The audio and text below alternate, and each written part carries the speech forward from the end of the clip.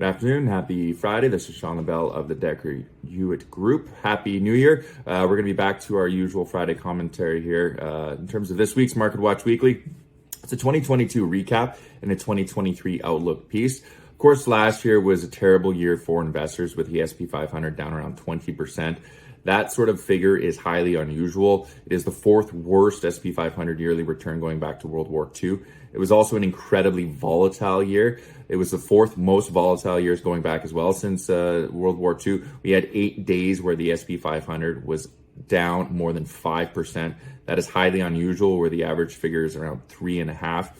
Of course, the narrative driving last year was inflation, which would lead to the pace in which these central banks around the world were increasing their interest rates. Again, we were at 0 at this time last year.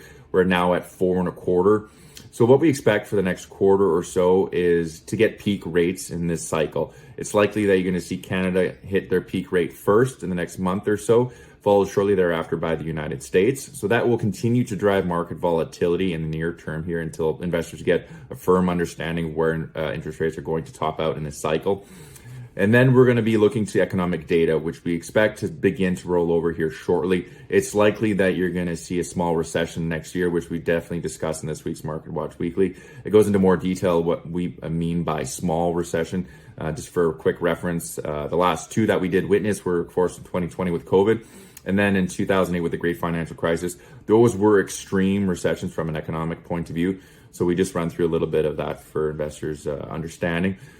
We expect that economic data to definitely roll over this year, and then that's when you're going to start to see these central banks around the world pause and begin to lower their interest rates.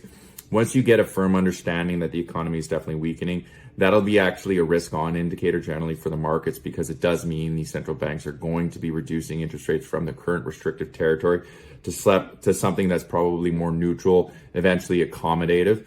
So we expect the back half of this year to be dramatically different from what we've been seeing here the last 12 to, what will become 18 months. We're going to get a bit more of a market that we've been accustomed to the last several years. So we just run through all of that in this week's Market Watch Weekly. It's a little bit longer than usual, but we encourage you guys to take a read. There's a lot of good information there and some really informative charts. So hope everyone had a fantastic holiday season, and here's to a much better 2023. Hope everyone enjoys the weekend, and we will talk to you again next Friday. Cheers.